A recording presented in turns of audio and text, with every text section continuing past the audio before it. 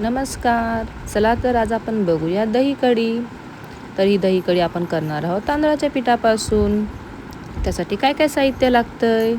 तांदळाचं पीठ, राई, जिरं, कोथिंबीर, मीठ, हळद, मेथीदाणे, दही आणि लसूण, कांदा, मिरची आणि कढीपत्त्याची पानं. कढीची खरी रंगत तर कढीपत्त्याची पानांनी येते.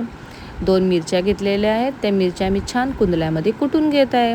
कुंडल्यामध्ये कुटून टाकली ना मिरची का त्या पदार्थाची चव खूपच सुंदर लागते. त्याच्यानंतर आपण घेऊया हे तांदळाचं पीठ. त्याच्यामध्ये मी थोडंसं नाचणीचं पीठ पण टाकलं आहे आणि अशा प्रकारे कालवून पातळ केलेलं आहे. त्याच्यानंतर आता आपण करूया कढीला सुरुवात. इंडक्शनचा वापर केला आणि त्याच्यावरती ठेवलेलं आहे छोटेसं पातेलं थोडंसं गरम झालं की त्याच्यामध्ये आपण टाकूयात सर्वप्रथम काय टाकतात बरं? तेल. तुम्ही विचार करत असाल की तांदळाचं पीठ का म्हणून वापरत आहे, इथे तर चण्याचं पीठ वापरायला पाहिजे. पण चण्याचं पीठ सगळ्यांनाच पचतं असं नाही ना. तर आपण काही लोकांना ज्यांना नाही जमत आहे अशा लोकांसाठी तांदळाचं पीठ करू शकतो. जर कोणाकोणाला माहिती होतं तांदळाच्या पिठापासून आपण कढी बनवू शकतो त्यांनी कमेंट करा. चला, अशा प्रकारे मेथीदाणेसुद्धा मी वाटून घेतलेले आहेत कुंडल्यामध्ये. आता इथं पातेल्यामध्ये तेल टाकलं आहे. तेल थोडंसं गरम झालं की त्याच्यामध्ये आपण राई जिरं टाकूया.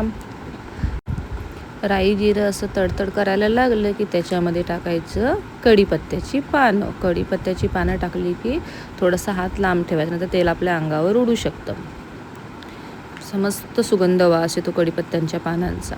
अशी कढीपत्त्याची पानं तडकली की त्याच्यामध्ये टाकायचं आहे लसूण. मी लसूण कुटून नाही टाकते, तसाच टाकते कारण की मला तो कढीमधला लसूण खायला खूप आवडतो. तुम्हाला जर फ्लेवर पाहिजे असेल लसणाचा जास्त तर तुम्ही तो लसूण सुद्धा कुंडल्यामध्ये थोडासा कुटून टाकू शकता. आता मी जो मिरचीचा ठेचा वाटला होता तो टाकून दिला. माझ्याकडे छोटी मुलं आहेत म्हणून मी 2च मिरच्या टाकल्या. तुम्हाला जर तिखट पाहिजे असेल तर तुम्ही जास्त एखादी मिरची ॲड करू शकता. मिरची छान तेलामध्ये मिक्स झाली. आणि लसूणही बघा थोडासा तांबूस रंगाचा होत चाललेला आहे, गोल्डन तांबूस. असं तांबूस झाला की त्याच्यामध्ये मेथीचे दाणे टाकायचे. मेथीच्या दाण्याने कढीला खूप छान टेस्ट येते. मेथीचे दाणे खायला पौष्टिकही असतात. असे तर खाल्ले जात नाही, मग अशा पद्धतीने आपण खाऊ शकतो. मेथीचे दाणेसुद्धा छानपैकी असे तडतडले, लसूणसुद्धा गोल्डन झालेला आहे. आता आपण त्याच्यामध्ये टाकूया मगाशी कापलेला कांदा. कढीमध्ये कांदा ना खूप सुंदर लागतो. कोणाला आवडतो कोणाला नाही आवडत, मला नक्कीच आवडतो. तुम्हाला जर आवडत असेल तर नक्कीच टाका. त्याला स्किप केलं तरीसुद्धा चालेल. जर आवडत नसेल तर स्किप करू शकता कांदा. नंतर मी कांदा नरम पडण्यासाठी थोडंसं मीठ टाकते. तुम्ही बघितलं असेल माझ्या प्रत्येक रेसिपीमध्ये मी कांदा टाकल्यानंतर मीठ टाकते, कारण मीठ टाकलं ना की कांदा लवकर मऊ होतो, पाणी सोडतो आणि मग तो कांदा भाजीमध्ये किंवा कढीमध्ये कशातही खायला खूप सुंदर लागतो. असं ह्या प्रकारे कांदा टाकून कांदा छान गोल्डन होईपर्यंत परतून घ्या.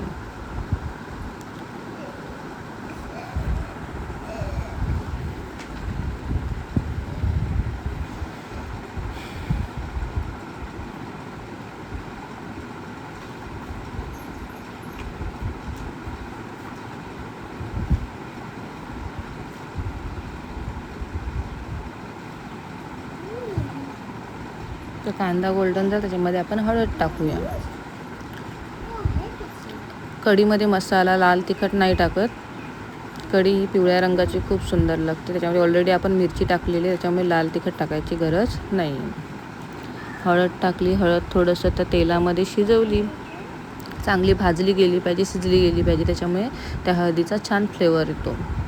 त्यानंतर आता काय करूया, आपण जे तांदळाचं पीठ कालवून ठेवलं होतं ना पाण्यामध्ये, ते आता आपण त्या कढीमध्ये ॲड करूया.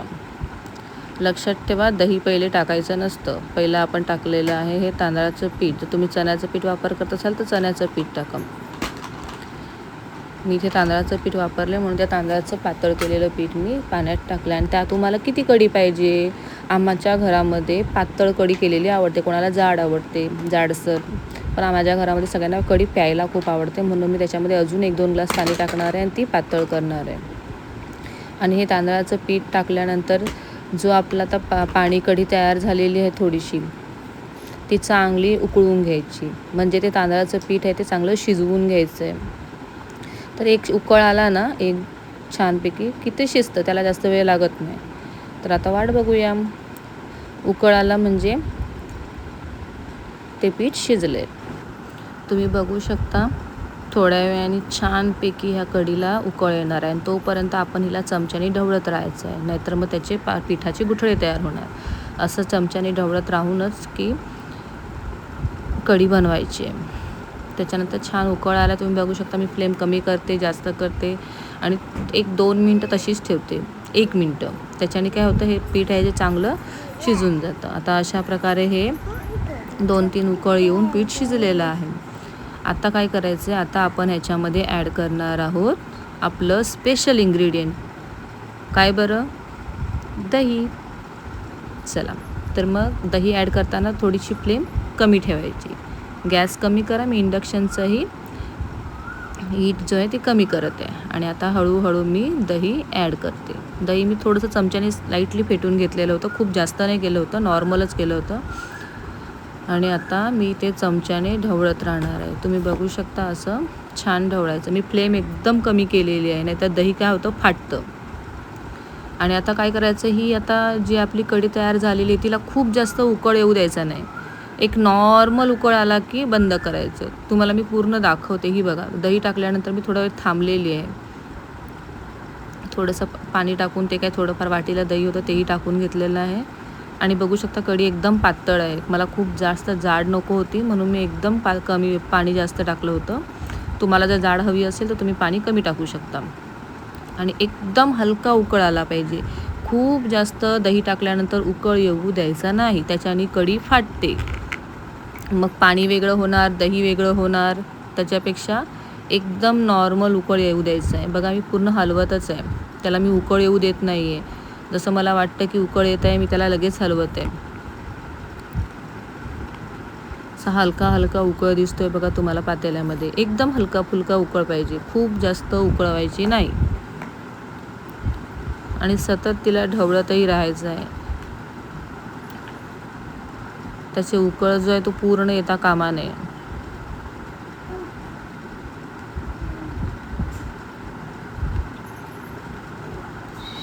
हळूहळू हळूहळू हळू आता उकळ वाढत चाललेलं आहे.